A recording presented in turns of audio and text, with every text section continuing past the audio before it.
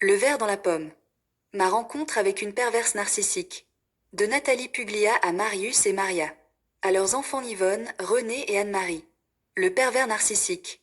Partie un côté pile et côté face. Aucune caractéristique physique spécifique ou indice visible ne permet de reconnaître un pervers narcissique à première vue. Il s'agit de personnes souffrant de troubles pathologiques qui ont recours à des stratégies de manipulation et de domination, ce qui les rend souvent difficiles à repérer. Il est primordial de démystifier certaines idées reçues. Ce trouble n'affecte pas uniquement les hommes. C'est un tort de le penser. Bien qu'il y ait davantage d'hommes aujourd'hui identifiés comme souffrant de cette pathologie, il est important de noter qu'elle reste encore peu reconnue et rarement diagnostiquée. De plus, les femmes sont plus enclines à en discuter avec des professionnels que les hommes. En ce qui me concerne, j'ai pu observer plus de situations de femmes atteintes de ce dysfonctionnement que d'hommes, tant dans le milieu professionnel que dans la vie de couple. C'est la raison pour laquelle j'ai principalement concentré mon étude sur ces femmes PN, en me focalisant encore plus sur leur rôle au sein du couple. Toutefois, il est tout à fait envisageable de rencontrer un pervers narcissique sur le lieu de travail, que ce soit parmi les collègues ou les supérieurs hiérarchiques. Si leur visage ne laisse pas transparaître d'indices, c'est à travers leurs actions que nous réussissons à les identifier. Le pervers narcissique est une personne qui éprouve indéniablement un trouble de la personnalité. La nature si complexe de son fonctionnement complique son identification, puisque celle-ci est dissimulée par des techniques de séduction et de manipulation. Néanmoins, on peut identifier un schéma répétitif, présent chez tous, qui est destructeur pour leurs victimes. Cette première partie repose sur ce que j'ai pu observer par rapport à ma propre expérience avec une PN, mais aussi sur des témoignages que j'ai rassemblés de la part d'eux. Plusieurs victimes, ainsi que sur des ouvrages, des articles et des blogs de Pascal Couderc, psychologue, psychiatre, auteur, président du comité scientifique de perversenarcissique.com. De plus, j'ai sollicité le point de vue de Calypso Belmondo, spécialiste du bien-être, auteur du Petit Manuel du bien-être, The Book Edition 2025, qui a rassemblé des témoignages de ses consultants. J'ai également exploré la chaîne YouTube d'Antoine Pétavin, un coach qui a partagé de nombreuses vidéos sur les PN. Pour finir, j'ai lu La perversion narcissique, études sociologiques, CNRS édition 2024, de Marc Joly, sociologue chargé de recherche au CNRS. Leur méthode. Envoûtement et ambivalence. Le pervers narcissique est un habile séducteur qui affiche un visage trompeur. Il maîtrise avec aisance l'art de faire passer à sa proie les messages qu'elle aimerait recevoir, et même de se présenter à elle sous la personnalité parfaite à ses yeux. Le PN est un acteur formidable qui s'adapte en permanence à son public. Au commencement de la relation, il place fréquemment sa victime sur un piédestal, il la met en valeur, la complimente, la rassure. Il ne sélectionne pas ses victimes de manière aléatoire. Il identifie d'abord leurs atouts et leurs faiblesses, qu'il exploite d'abord pour entrer dans leur vie puis pour les contrôler. Donc en apparence et au tout début de la relation, c'est l'incarnation parfaite de l'idéal. Un peu trop d'ailleurs. Tout cela jusqu'à ce que son masque se brise, révélant son côté le plus obscur. C'est uniquement en progressant dans la relation que sa noirceur se dessine. Plus il prend de l'assurance, plus il contrôle sa victime et plus son comportement devient tyrannique. Manipulation et mensonge. Le pervers narcissique est un maître de la manipulation et un menteur exceptionnel. Il évalue sans cesse chacun de ses actes et gestes pour duper tout le monde. Il est constamment en contrôle de lui-même et des autres. C'est un travail sans répit, car il exige une maîtrise permanente. Cela provoque d'ailleurs chez lui un état d'anxiété constant et ceci explique son irritabilité. Au commencement de la relation, il peut adopter le rôle d'une personne vulnérable et sensible, nécessitant une attention et une protection particulière, notamment si la personne lui résiste. Il peut également prendre le rôle de personne attentive, offrant une épaule solide sur laquelle s'appuyer. Il conçoit un personnage capable de séduire sa cible, elle-même, souvent sujette à des failles et désireuse de sécurité, de reconnaissance et de se sentir utile. Lorsque nous en discutons avec d'autres, chacun d'eux proposera une description de lui très différente, puisque sa personnalité change selon son auditoire. Soulignons que le PN n'a aucun ami véritable. Culpabilité, jugement et dénigrement. Ce sont les armes de manipulation les plus efficaces du pervers narcissique, qui lui donnent la capacité d'affaiblir sa victime sans qu'elle ne puisse se défendre. En adoptant le rôle de victime, il parvient à susciter la culpabilité chez sa proie, et à mesure qu'il s'enfonce dans la relation, il intensifie ses critiques et ses rabaissements, la poussant ainsi à douter d'elle-même et à perdre toute confiance.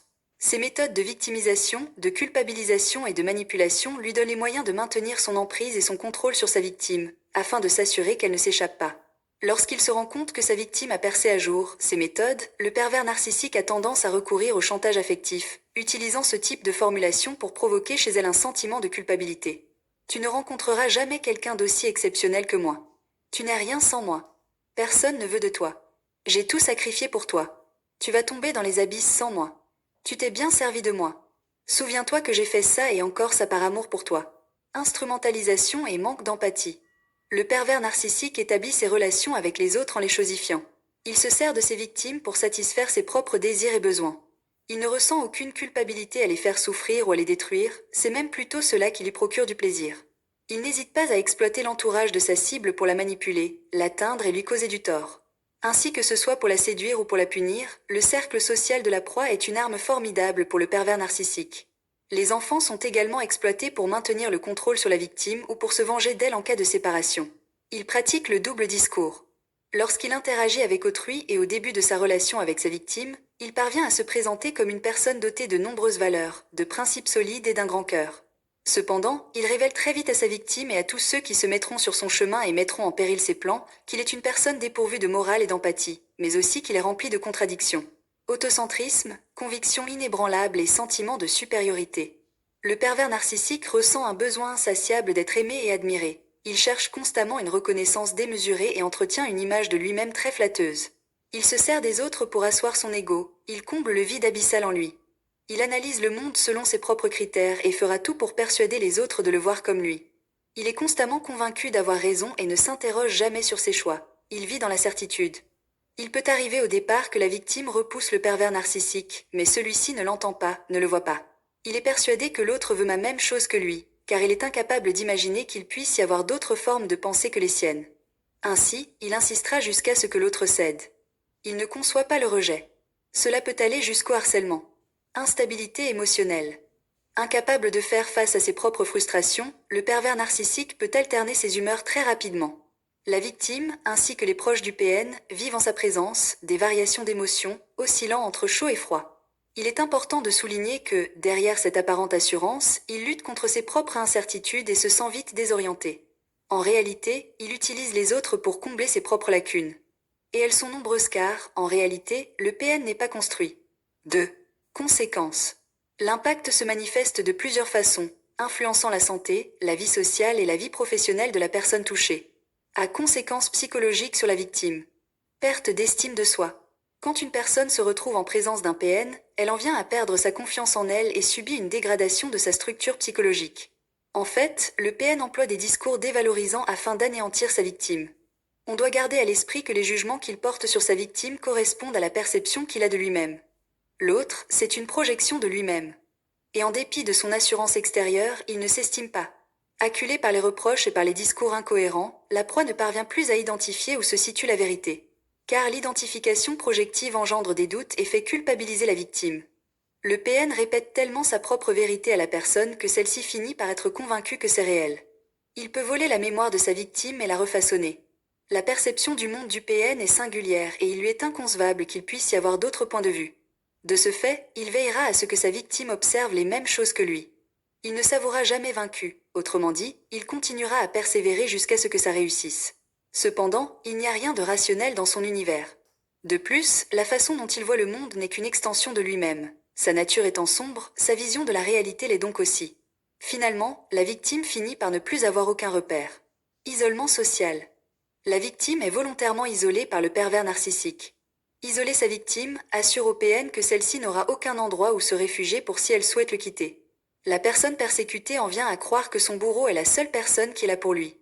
Le PN écarte aussi toute personne susceptible de l'avoir diagnostiqué et qui pourrait compromettre son influence sur la victime. En revanche, il maintient à proximité ce qu'il peut influencer et les utilise alors pour parvenir à ses fins avec sa proie. Au commencement, il se révèle sympathique envers cela, pour qu'il fasse savoir à la victime qu'il est remarquable, qu'il est une personne bien et qu'il mérite qu'on lui accorde une chance. De ce fait, si la victime désire quitter le PN, elle se sent coupable et remet en question ses propres perceptions. Lorsque la victime décide de mettre un terme à la relation, le PN utilise alors cet entourage pour l'atteindre. Il s'assurera ainsi d'être le premier à partager son récit avec les proches de la victime, n'hésitant pas à se présenter comme une victime. Au départ, il s'appuie sur eux, pour défendre sa cause et inciter sa proie à revenir. Cependant, s'il ne parvient pas à ses fins, il n'hésite pas à les utiliser comme un moyen de détruire l'autre. Pour y parvenir, il leur raconte son point de vue et n'hésite pas pour cela à les contacter par téléphone ni à se déplacer chez eux. S'il découvre qu'ils ont rencontré sa victime, il cherchera à les voir pour réaffirmer son récit, afin de maintenir son emprise sur eux. Il faut toujours qu'il ait le dernier mot. Tant qu'il n'aura pas réussi à les convaincre et qu'ils n'auront pas rejeté de leur propre chef sa victime, il ne les lâchera pas. Par conséquent, la personne victime se retrouve isolée, en proie au doute et à la culpabilité. Elle subit également une désintégration sociale. Le PN est un très bon comédien, bien qu'il soit dépourvu d'empathie, il sait parfaitement la jouer. Il en est de même lorsqu'il doit endosser le costume de victime.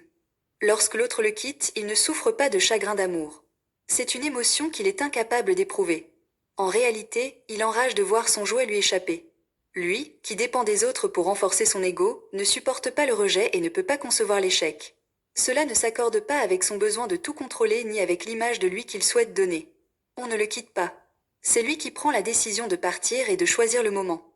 Il peut pour cette raison donner l'impression que c'est lui qui a décidé de mettre fin à la relation afin de préserver son image. De plus, lorsqu'il est démasqué, il réalise que l'illusion parfaite qu'il a construite pour séduire les autres s'écroule. Cela lui est insupportable. C'est la raison pour laquelle il éprouve aussi le besoin, lorsqu'il est quitté, de maintenir ses mensonges auprès de l'entourage et faire passer la victime pour folle. Syndrome de Stockholm. D'après un article de Médecins Directs, il est possible que la victime développe le syndrome de Stockholm. Appelé ainsi par le psychiatre Niels Bejerot, ce syndrome est une notion proposée pour décrire l'attachement émotionnel que des victimes ou des personnes retenues en otage peuvent ressentir envers ceux qui leur font du mal. Après la prise d'otage survenue à Stockholm en 1973, les victimes ont unanimement choisi de ne pas engager de poursuites contre ceux qui les avaient enlevés. Ils ont contribué financièrement pour couvrir leurs frais de procédure et se sont rendus les voir en détention. La victime d'un PN éprouve de l'empathie pour son bourreau et se trouve dans une situation de dépendance. Elle arrive à se créer l'illusion qu'elle l'aime. Et elle finit aussi par penser comme lui. Pour cette raison, il lui est difficile de se détacher de lui et de partir. C'est aussi ce qui explique pourquoi cette relation d'emprise peut être si complexe à comprendre et à expliquer à l'entourage. Il arrive parfois que la victime éprouve de la compassion voire de la pitié pour son bourreau, celui-ci étant capable de manipuler habilement les émotions et le désir de celle-ci de sauver autrui, de se sentir utile. En outre, le PN a persuadé sa victime qu'elle est seule et ne peut compter que sur lui. Il lui a mis dans la tête que personne ne l'aime autant que lui. Bien souvent, il a veillé à ce qu'elle soit financièrement dépendante de lui. La victime se sent alors vulnérable sans son bourreau. Le meurtre d'âme. Leonard Shangold, un psychanalyste américain de renom, a rédigé un ouvrage consacré à ce thème. Cette phrase était utilisée par le président Schreber, dont Freud a examiné les mémoires pour mieux comprendre la psychose. Ce crime implique l'intention délibérée d'anéantir l'identité d'un individu. L'âme de l'un se soumet à celle de l'autre. Devant les contradictions du PN et ses colères, la victime, pour avoir la paix, abandonne sa quête de compréhension et finit par assimiler le point de vue de celui-ci. Les pratiques du bourreau englobent les abus sexuels, les tortures psychologiques et physiques, ainsi que le processus de lavage de cerveau.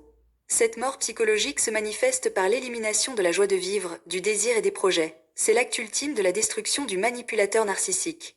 Il s'agit d'un processus de déshumanisation de la proie, qui s'accompagne de dépression et de pensées suicidaires. B. Conséquences physiques sur la victime. Troubles du sommeil. En raison du stress engendré par la manipulation, la culpabilisation et le dénigrement permanent, la victime se trouve en détresse et souffre fréquemment d'insomnie. Le stress et le manque de sommeil peuvent être des facteurs susceptibles de déclencher la dépression et des complications respiratoires ou cardiaques. Il est possible que la personne victime développe une dépendance à l'alcool. Manifestations corporelles liées à des facteurs psychologiques. Eczéma. Douleurs abdominales. Problèmes digestifs. Crampes. Maux de tête. Douleurs musculaires, articulaires. Mais les symptômes peuvent être aussi fatigue permanente, perte d'appétit, avec perte de poids ou augmentation d'appétit, avec prise de poids. Dépression. Alcoolisme, pensée suicidaire. 3. Quelle est sa méthode pour sélectionner ses victimes? L'enfance. C'est pendant notre enfance que nous construisons notre identité, et à ce stade, la création de liens sociaux est essentielle à notre développement. Les événements de l'enfance résonnent plus tard chez l'adulte, influençant sa manière d'interagir avec les autres et sa façon de se percevoir. L'enfance représente donc une période cruciale pour construire les fondements de notre univers intérieur, notre façon de penser, notre estime de soi et notre sentiment de sécurité. Elle joue donc un rôle déterminant dans la formation de l'adulte que nous deviendrons. Notre personnalité est le fruit de notre histoire, de nos expériences, de nos souvenirs et des influences qui ont contribué à notre développement. On y trouve souvent divers traumatismes tels que le rejet, l'humiliation, l'abandon, l'injustice et la trahison. Nous n'échappons pas à notre enfance, car elle nous laisse des traces uniques que chacun de nous porte toute sa vie, et qui influencent notre façon d'être, malgré nous. Les failles de l'enfance de la victime. Ces traumatismes et ces expériences ont entraîné, à l'âge adulte, le développement de mécanismes de défense, qui peuvent être plus ou moins perceptibles. Parmi ces mécanismes, on peut citer la timidité, la crainte du conflit, le déficit de confiance en soi. L'enfant que nous avons été, et qui reste en nous, peut parfois exprimer sa souffrance à travers des manifestations telles que l'anxiété, la dépression, la dépendance affective, les troubles alimentaires ou des difficultés de sommeil. Il se peut également qu'il soit identifié comme l'appât idéal par certaines personnalités manipulatrices, notamment les pervers narcissiques. Les vulnérabilités qui attirent le pervers narcissique. Le narcissique pervers est un manipulateur sournois et toxique. Ses comportements et ses traits de personnalité sont complexes, souvent pathologiques, révélant une véritable maladie. L'autre est pour lui une compensation. Un pansement pour masquer ses propres imperfections.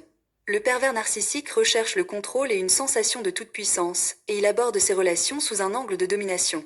Il est alors normal pour lui de choisir ses victimes avec une attention particulière. En vérité, le pervers narcissique recherche les vulnérabilités de ses victimes. Il n'hésitera pas à exploiter ses failles pour satisfaire ses propres besoins. Un déficit de confiance en soi, un désir de reconnaissance ou encore un besoin intense d'aider autrui. Il met alors en évidence les lacunes de sa proie, feignant au début de la relation vouloir en atténuer les effets, à travers des compliments, des promesses et des projets. Les vulnérabilités de la victime sont temporairement masquées. C'est à ce moment-là qu'il peut s'en désengager pour engendrer un manque et l'anéantir de manière encore plus dévastatrice. Il s'amuse à faire des allées et venues dans le but de devenir indispensable.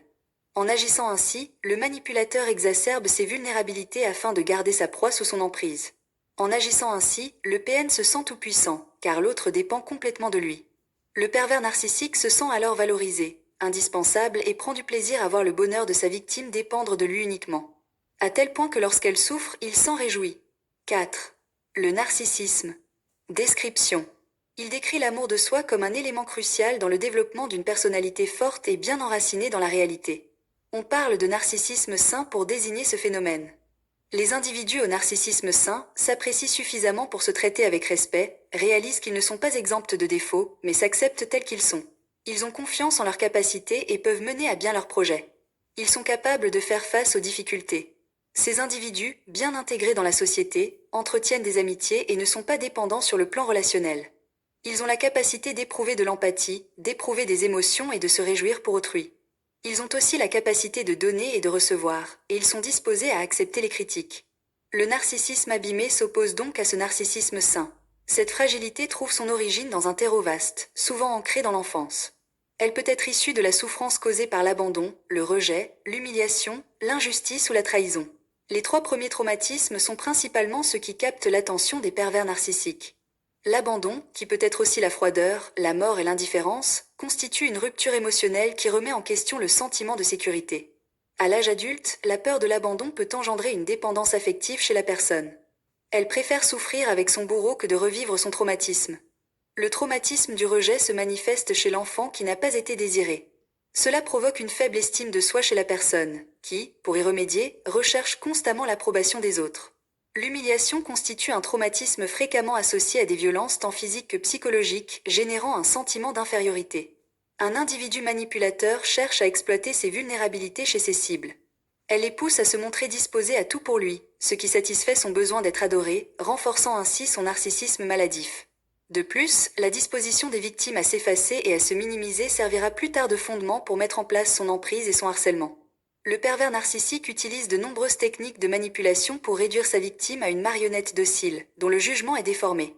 Par des méthodes de contrôle furtif, un isolement mis en place sans que cela se remarque et un dénigrement soigneusement propagé, la personne ciblée en arrive à accepter son sort.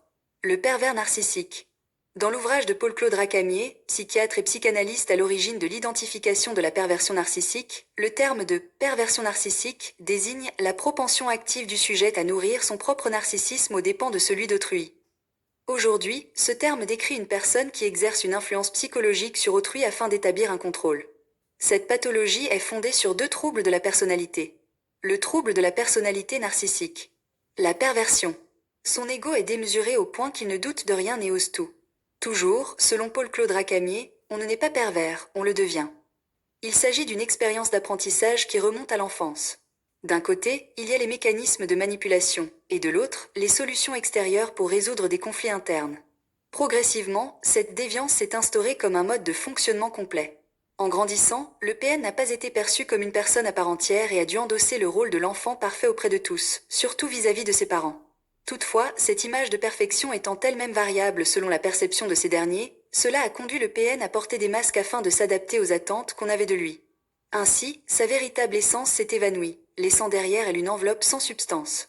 Au gré de ces rencontres, il façonnait une identité trompeuse dans le but d'impacter tout le monde et de se faire apprécier par tous. C'est devenu un mode de fonctionnement une fois adulte. Il s'efforce constamment de se reconstruire en s'appuyant sur les narcissismes d'autrui. Lors de son enfance, il a enduré de graves atteintes à son intégrité psychique, incluant des humiliations, des abus, des négligences et des violences sexuelles. Une personne ayant subi les comportements d'un PN m'a confié que son ancien partenaire lui avait dit que sa mère le rabaissait constamment, lui imposant des critiques sans fin. Jamais elle n'avait prononcé de paroles encourageantes à son égard. Autre cas, l'ancien partenaire d'une PN racontait qu'elle lui avait avoué que sa mère la voyait comme une concurrente, et dès que d'autres lui adressaient des compliments, elle s'empressait de les détruire. Ses réussites renvoyaient à sa mère à ses propres échecs et cela lui était insupportable. Une ancienne compagne d'un PN racontait aussi que, d'après lui, sa mère déclarait, en rentrant chez elle après le travail, que ses collègues avaient la grande chance d'avoir des enfants exceptionnels. D'après la mère du PN, ses collègues affirmaient qu'ils s'occupaient du ménage, préparaient les repas, réussissaient bien à l'école et étaient à leurs petits soins. Ici, en plus d'être possiblement erroné, ce genre de propos constitue une manière d'adresser des reproches aux enfants et de leur faire comprendre sa déception vis-à-vis d'eux. De cette manière, les enfants éprouvent un sentiment de culpabilité. Ils se considèrent incompétents. Ce sont ces mêmes souffrances que le PN fera subir plus tard à ses victimes. Il arrive fréquemment qu'il ait été victime d'abus incestueux sans que cela ne conduise nécessairement à un acte, mais il a vécu une proximité inappropriée avec au moins un de ses parents, ce qui l'empêchera de reconnaître par la suite les limites entre lui et autrui. Il adoptera alors le même mode opératoire avec ses victimes, abolissant les barrières entre lui et sa proie pour pénétrer son univers psychique tout en la réduisant à l'état d'objet. Je peux évoquer, par exemple, le cas d'une femme PN qui n'hésitait pas à dire qu'elle n'était pas pudique, car ses parents se déambulaient nus devant elle, et elle faisait de même, même à l'âge de 16 à 17 ans.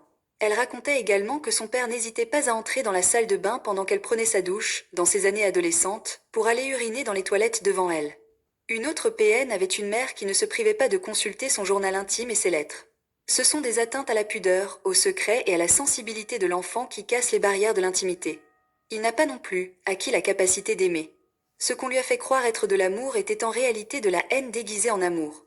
Une personne victime de PN m'a confié que son bourreau, bien qu'adulte, avait toujours une peur révérentielle de son père qu'il décrivait comme un tyran. Il racontait aussi comment son père trompait sa mère sans vergogne avec la voisine, s'éloignant le soir pour la rejoindre et laissant sa femme en larmes, tout en lui faisant des reproches pour son chagrin. Dans un autre registre, une jeune fille, dont la mère était manipulatrice et perverse, m'a raconté qu'un soir, à l'âge de 7 ans, elle a trouvé sa mère en pleurs devant leur domicile. Cette dernière lui a fait croire qu'elle souffrait d'un cancer et qu'elle allait mourir. Elle lui a demandé de ne rien raconter à son père. Finalement, c'était faux. La mère est morte 40 ans plus tard, et ce n'est pas le cancer qui a causé sa mort, mais l'alcool. Toutefois, la petite fille était prête à tout pour sa maman, convaincue qu'elle était malade et qu'elle allait la perdre. Ce n'est qu'à l'âge de 9 ans, au moment du divorce de ses parents, qu'elle a révélé ce secret à son père, qui a démenti. Le pervers narcissique éprouve donc une profonde faille narcissique. Sa très faible estime de lui l'incite délibérément à mettre des masques afin d'être accepté. Il ne possède donc aucune personnalité et cherche à compenser en se cachant derrière différents visages. Il ressent un besoin constant d'être admiré, recherche sans cesse à séduire et est obsédé par l'image qu'il renvoie. Son existence repose uniquement sur la duperie. Il cherche principalement à s'affirmer et recourt aux autres pour satisfaire ses besoins. Chacune de ses actions est motivée par son propre bénéfice, il n'est pas capable de faire preuve de générosité ou d'altruisme. Il n'arrive à aimer que sa propre image. Les gens heureux lui sont insupportables. Il s'efforcera de les dénigrer ou de briser leur bonheur. D'ailleurs, il ne félicite jamais, il jalouse. Car tous ceux qui illuminent le renvoient à ses propres ténèbres. Il est un destructeur pour ceux qui l'entourent, un manipulateur et un harceleur. Il refuse de reconnaître ses erreurs et fait preuve d'un manque total d'empathie. Il se présente systématiquement comme la victime. Il est déconnecté du réel et sa vision du monde est sombre. Le PN n'apprécie rien et juge en permanence. Il voit le mal partout. Les débuts de la relation. Une fois que le pervers narcissique a identifié sa cible, il développera une obsession pour elle et mettra tout en œuvre pour la séduire.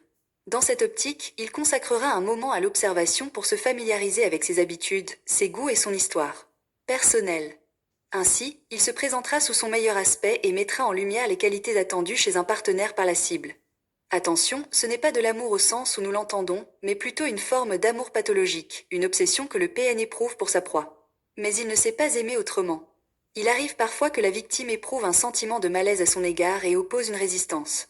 Néanmoins, cela n'arrête pas le PN à se rapprocher de son groupe d'amis, et à tirer parti de son entourage pour se donner une image exceptionnelle ou obtenir des renseignements sur sa cible afin de les exploiter pour la séduire.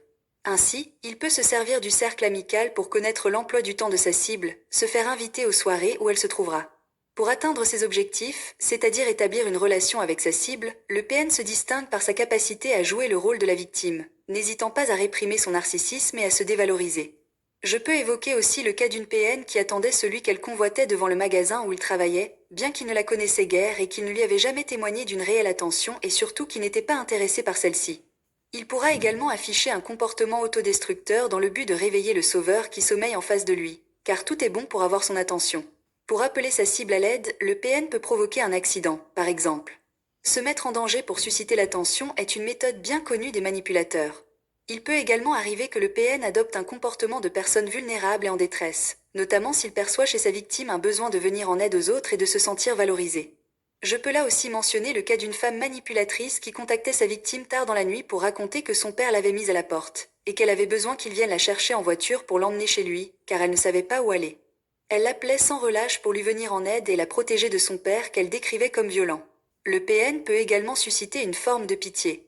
En effet, il est parfaitement capable de révéler certaines de ses vulnérabilités, lui conférant ainsi une dimension de victime et une apparence plus humaine. Une fois que la cible a succombé, le PN va encore continuer quelque temps son jeu de perfection. Les pervers narcissiques ont l'habitude au début de la liaison de noyer leur victime sous un flot d'attention, de preuves d'amour et de fausses compassions. Ils remplissent et gonflent leur ego, généralement vulnérable, comme aucun autre prétendant n'aurait pu le faire. Il va donc bombarder sa cible d'amour, lui écrire des lettres enflammées, la couvrir de cadeaux et la flatter. Il peut même simuler l'humour, bien qu'il n'en ait pas du tout pour distraire et amuser sa proie. Rapidement, d'ambitieux projets vont même être mentionnés, renforçant l'idée d'une vie exceptionnelle. Cela peut impliquer l'acquisition d'un appartement, la naissance d'un enfant ou la création d'une entreprise. Il s'agit souvent de projets qui les lient, les engagent mutuellement et compliquent ainsi le départ de la victime. Au cours de cette opération stratégique, le PN met tout en œuvre pour satisfaire les besoins, même latents, de la victime, le besoin d'écoute, d'affection ou encore de sécurité. La victime est choyée, encensée, soutenue et écoutée, mais elle est en réalité totalement endormie. Ce moment d'émerveillement apparent est renforcé par la forte capacité de séduction du pervers narcissique, qui réussit à s'attirer les sympathies de l'entourage de sa proie. En effet, le PN pour séduire la victime et ses proches, utilise avec brio l'art oratoire pour mettre en avant ses attributs de pouvoir, que ce soit sur le plan financier, matériel ou physique. Il va donc complimenter sa proie, la rassurer, combler ses failles, la mettre en valeur ainsi. Il se présentera comme l'individu parfait, exceptionnel et attentif auprès d'elle, mais aussi auprès de son entourage. Le PN peut entretenir cette fusion magique tant que cela lui est nécessaire. Dans les faits, il déploie sa toile et forme autour de sa chose un cocon sûr, offrant une illusion de bonheur et de protection. Car le personnage décrit appartient entièrement au domaine de l'imaginaire, puisque l'intention du manipulateur malveillant n'est pas de trouver l'amour, mais de l'exploiter à des fins égoïstes. En effet, à ce moment de la relation, toute l'attention est en réalité portée sur l'identification des vulnérabilités de la proie. Le manipulateur s'immisce dans sa vie, tant sur le plan physique que psychologique, pour découvrir ses moindres secrets, désirs et attentes. On peut remarquer qu'il a un talent particulier pour faire en sorte que les gens se livrent à lui. Cependant, ces informations divulguées seront par la suite utilisées contre ceux-là même qui lui auront fait confiance. Le manipulateur se servira de ses confidences pour déceler les failles de l'autre et en profiter pour le contrôler, c'est-à-dire pour s'immiscer dans sa vie et raviver ses blessures pour l'anéantir et le rendre dépendant de lui. Ces éléments lui permettront aussi de faire du chantage, et il sera même capable de les dévoiler en guise de représailles si l'autre s'oppose à lui ou le quitte. Ainsi, progressivement, cette zone apaisante et bénéfique se métamorphosera en un environnement de séquestration, dominé par l'emprise, la manipulation et la dépendance. Un sursaut. Au début de la relation, il arrive que la proie éprouve des doutes. Une voix en lui fait comprendre que la situation s'emballe, qu'il y a quelque chose d'anormal, et que l'autre est trop intrusive, lui suggérant de s'éloigner un moment pour réfléchir en toute tranquillité. Un individu à tendance narcissique n'acceptera jamais d'être défié de la sorte. Il s'efforcera de prouver à sa victime qu'elle a tort. Pour cela, il emploiera des techniques de culpabilisation, ainsi que des menaces et du chantage. Il ne manquera pas, au passage, de glisser quelques critiques dévalorisantes. Personne ne t'aimera jamais autant que moi. Mais bon, qui pourrait vraiment apprécier quelqu'un comme toi? Je suis le seul capable de te consacrer autant de temps.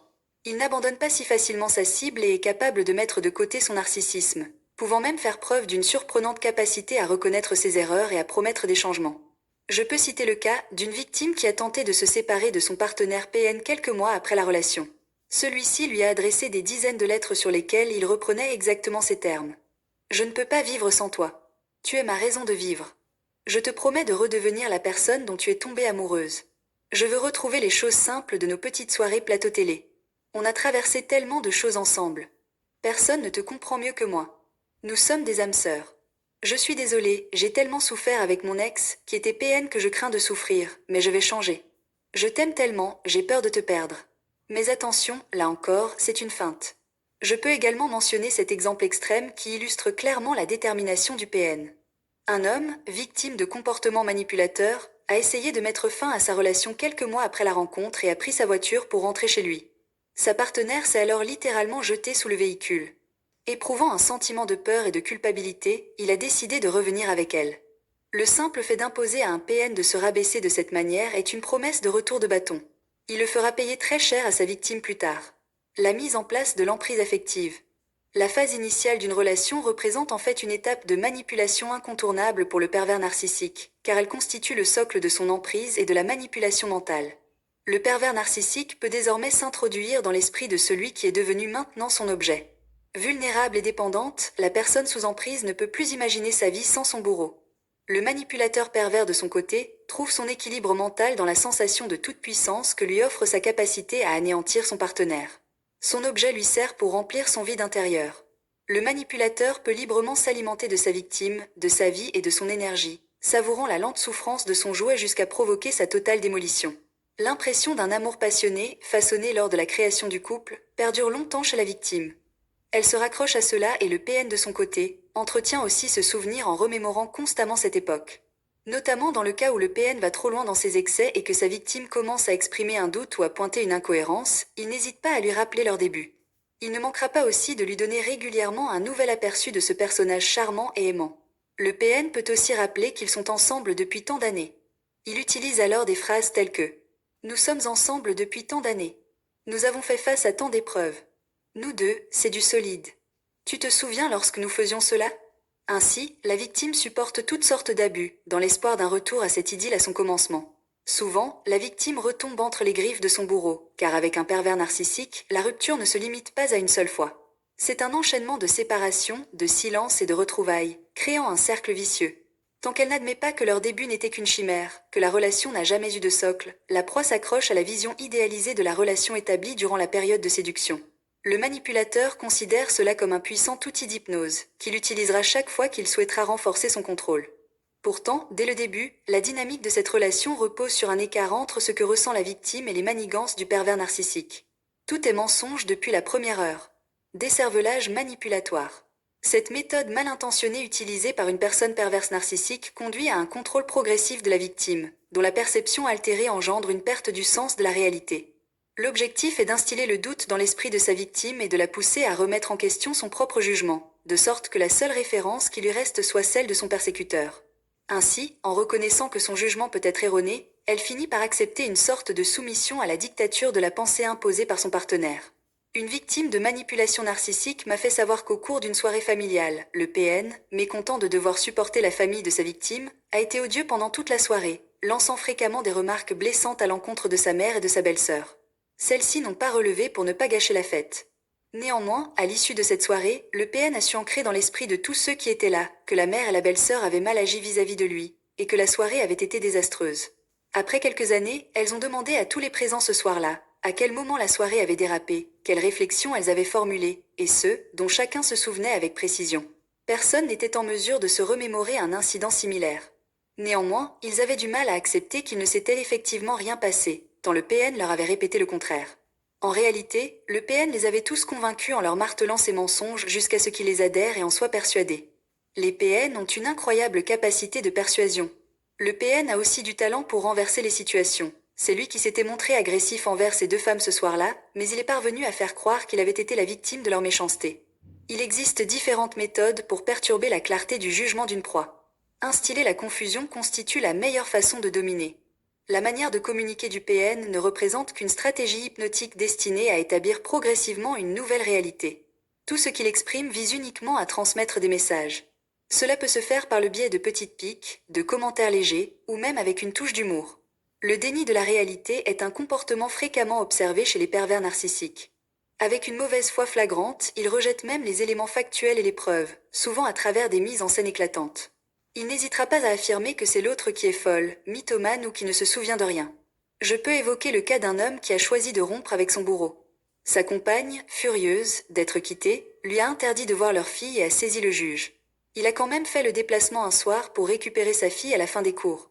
En l'absence de jugement, la direction ne pouvait pas contester le fait qu'il prenne sa fille. Cependant, la PN a envoyé des messages sur la messagerie de l'école afin de laisser entendre qu'un jugement empêchait le père de passer du temps seul avec l'enfant. Dans un climat de suspicion, la direction de l'établissement scolaire a décidé de ne pas autoriser l'enfant à quitter les lieux avec son père et a alerté les autorités policières. Il a finalement été établi qu'il n'existait aucun jugement, et l'enfant a quitté les lieux avec son père. La victime a donc communiqué ces informations au JAF. Dans un message SMS adressé à la victime en réponse, la PN a nié avoir porté de telles allégations, accusant même sa victime d'être à la fois folle et mythomane, et qu'elle avait concocté cela pour monter le JAF contre elle. Pourtant, l'établissement scolaire avait bel et bien un message. Sa voix était facilement identifiable et le contenu du message était clair. De plus, les gendarmes, tout comme l'école, étaient en mesure de confirmer l'existence de ce message vocal et son contenu. Cela illustre parfaitement les incohérences du PN, sa capacité surprenante à nier les faits et sa manière de retourner les situations. Ces méthodes sont employées tout au long de la relation dans le but d'éclipser la réflexion rationnelle. « Tu es fou, folle » est une des phrases les plus utilisées par un PN.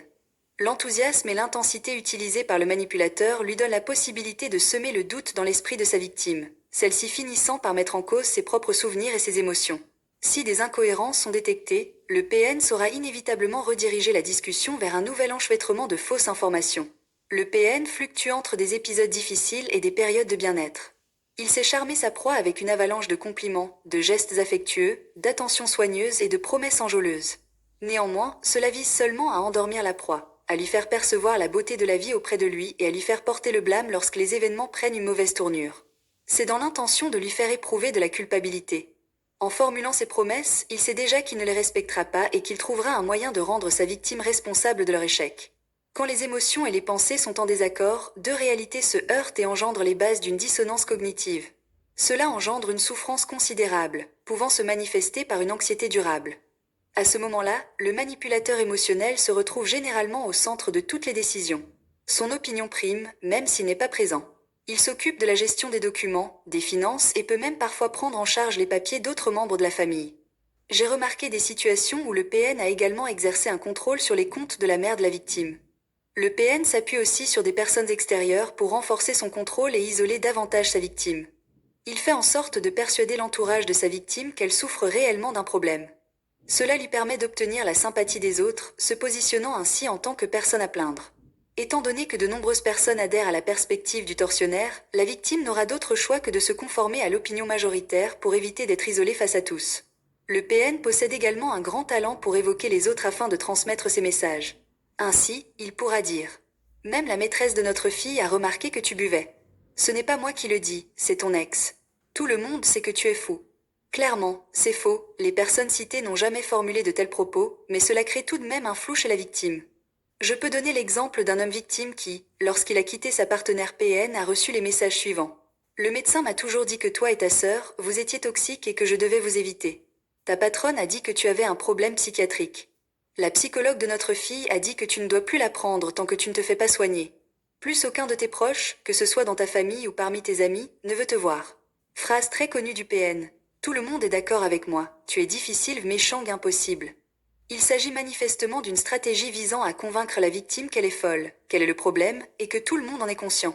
Notons encore que lorsque le PN parle au nom des autres pour donner du poids à ses mensonges, une part de lui est persuadée que ces personnes pensent comme lui. Il pense en effet que tout le monde a la même vision des choses que lui et qu'il détient la vérité. En outre, il s'investit tellement à convaincre les proches de sa version, jusqu'à les harceler, qu'il est persuadé qu'il les a convaincus.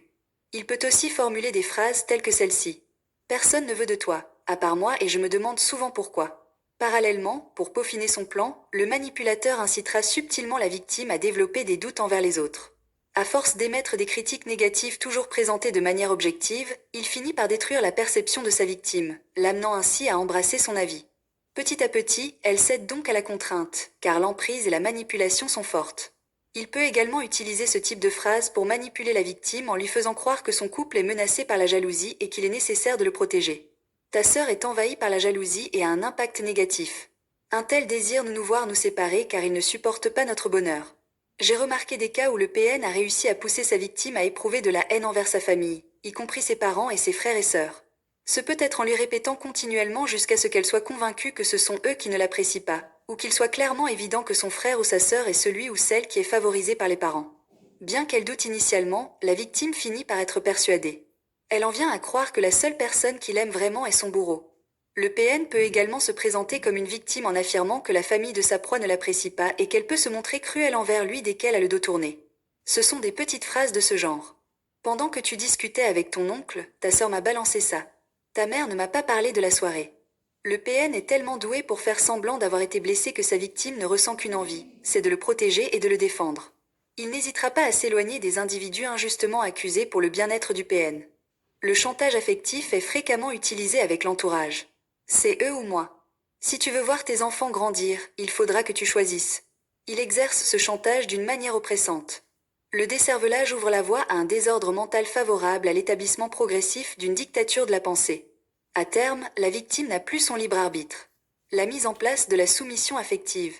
Le PN se nourrit de sa proie et ne renonce jamais à elle tant qu'elle n'est pas vidée de sa substance. En réalité, le pervers narcissique dépend davantage de sa victime que celle-ci ne dépend pas de lui, puisque son empire repose entièrement sur elle et son entourage. Le manipulateur sournois se satisfait d'acculer sa victime afin d'exercer sur elle une pression psychologique tellement subtile qu'elle passe inaperçue, tant de l'intérieur que de l'extérieur de la relation. L'étau va progressivement et sûrement se fermer, jusqu'à anéantir la personne qu'il contient. Le pervers narcissique exploite essentiellement la confusion générée par son comportement oscillant entre des attitudes chaleureuses et glaciales. La technique de manipulation la plus souvent observée réside dans la double contrainte qui condamne la victime à un échec constant, entraînant sa disqualification et son envie de se faire pardonner. La théorie de la double contrainte, introduite par l'anthropologue et psychologue Grégory Bateson, décrit une situation où une personne attend de l'autre deux comportements qui sont en contradiction l'un avec l'autre. Ce sont deux messages, deux attentes totalement opposées qui placent inévitablement la victime dans une impasse. Il n'y a pas d'échappatoire. Voici deux exemples. Le PN dit à sa victime « Je te laisse choisir le papier peint de la chambre du bébé ». La victime décidera ainsi d'une couleur, disons le rose. En découvrant cette couleur, le PN exprimera qu'il voulait du mauve à la place et blâmera sa victime pour cette décision. Pour son anniversaire, le PN a décidé d'offrir à sa victime 2 paires de boucles d'oreilles. Avant de se rendre au restaurant, elle choisit d'en mettre une des deux. Immédiatement, le PN va lui faire une réflexion. J'étais convaincu que tu n'aimerais pas l'autre. Peu importe la couleur du papier peint et la paire de boucles d'oreilles choisies, le PN aurait exprimé une critique. La victime finit par ne plus savoir comment répondre aux attentes de l'autre, au point de perdre sa confiance en elle et de ne plus oser prendre d'initiative. Elle se sent incompétente, coupable et fait tout pour se faire pardonner. En outre, la victime établit une dépendance malsaine à l'égard de son bourreau, car elle est continuellement en quête de satisfaire ses besoins et d'obtenir son approbation. Déposséder la proie de son psychisme à travers des techniques de manipulation. Ces blessures peuvent devenir si insupportables que la personne, épuisée et vidée de son énergie vitale, peut sombrer dans la dépression, la mélancolie, l'alcool, dans les cas les plus critiques, envisager le suicide. Bien sûr, toutes les personnes sous l'influence d'un PN ne sont pas vouées à la mort, mais il est important de se rappeler que la dangerosité croissante de cet individu nuisible peut les mener à cette extrémité, après des années de souffrance. Ce qui est indéniable, c'est que l'on ne vieillit pas aux côtés d'un PN manipulateur. Soit on le laisse, soit on s'effondre sous son emprise. Il n'y a pas de dénouement positif dans une relation toxique, ou tout du moins, pas de situation acceptable. En se maintenant près de son bourreau, la victime s'expose à un stress intense et à une hypervigilance épuisante et délétère. Cette situation se traduira par des manifestations telles que l'anxiété, l'angoisse, des difficultés à dormir, des crises de panique, ainsi que plusieurs symptômes causés par les différents traumatismes subis. 6. Les conflits avec un PN. Le PN aime le conflit. Inutile de lutter contre cette tendance chez lui, elle fait partie de sa jouissance. Il est futile de chercher à prouver que l'on a raison, de tenter de le persuader ou de débattre, le PN n'a jamais tort. On ne discute pas, on ne dialogue pas, on n'argumente pas, on ne négocie pas avec un PN. On ne raisonne pas un PN. Il est impératif de prendre en compte que sa manière de percevoir notre réalité est entièrement différente. Il faut également intégrer l'idée que vous ne pourrez jamais amener un PN à observer notre monde sous son véritable aspect. Il n'est pas programmé comme nous. Comme le souligne la psychologue Ramani Durvasula, spécialiste du narcissisme, discuter de manière logique avec une personne narcissique est vain, car elle ne sera pas réceptive. Le PN n'écoute pas.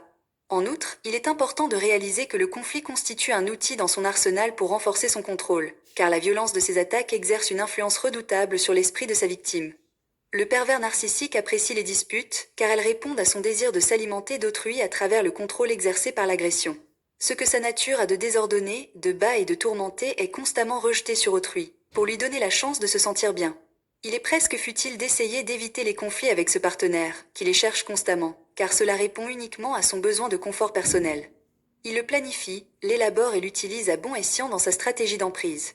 Il conserve même des dossiers alors que la relation est à son apogée, dans le but de les utiliser ultérieurement pour susciter une querelle ou pratiquer du chantage. Le PN est dans le calcul en permanence. Ses colères ne sont pas du tout impulsives, mais sont généralement préparées à l'avance dans le but de nuire intentionnellement à son partenaire, tout en lui faisant endosser la culpabilité par la suite. Ainsi, l'autre est prêt à tout pour se faire pardonner. En outre, même si la victime décide de garder le silence et de s'isoler pour éviter le conflit, le manipulateur reviendra à l'assaut, la provoquera et cherchera à la faire réagir. Il provoquera une confrontation, n'hésitant pas à bousculer ou à agresser sa victime. On n'ignore pas un PN. 7. Les limites du pervers narcissique? Il n'en a pas. Je vais citer 2 exemples qui résument tout. Après une dispute avec une PN, lors de laquelle l'homme victime a manifesté le souhait d'une séparation, celle-ci a pris son véhicule pour aller se victimiser chez des amis à lui. Puis en rentrant au domicile, selon les dires de sa fille âgée de 8 ans, la PN a délibérément orienté sa voiture vers le fossé et a ensuite appelé son partenaire à la rescousse. Affolé, il a pris sa voiture en pleine nuit pour les secourir.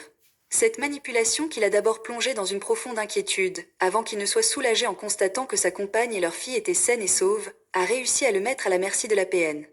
Le rejet et l'abandon sont des expériences intolérables pour lui et peuvent le conduire à des comportements extrêmes. Dans un autre contexte, pendant une soirée avec des amis, la victime n'a pas communiqué une seule fois avec sa compagne. Éprouvant un sentiment d'abandon, elle a décidé de prendre une forte dose de médicaments et lui a demandé de contacter les pompiers. Les pompiers intervenus étaient des amis de son père. Elle a donc affirmé devant tous, pompiers et amis présents, que c'était en raison du fait que son partenaire ne l'avait pas regardé de la soirée qu'elle avait réagi de cette façon. Sa victime s'est empressée de l'accompagner aux urgences, permettant ainsi à la PN d'obtenir toute son attention. L'indifférence est un aspect que déteste un manipulateur, car elle le renvoie à une forme de néant qui lui rappelle son vide intérieur. Il n'a donc pas de limite pour lui et ne connaît pas celle des autres. Il épouse donc, même si on lui dit non. Si la cible dit « Je ne peux pas te répondre au téléphone quand je suis au travail », le PN va alors répondre « Donc je ne compte pas. Je ne peux pas me reposer sur toi quand j'en ai besoin. J'ai un truc important à te dire. Je te promets que cette fois, c'est urgent. Merci de me laisser tomber quand j'ai besoin de toi. » En réalité, il n'y a pas d'urgence, ni besoin de l'autre. Dans tous les cas, il appellera quand même sa victime qui se sentira obligée de répondre.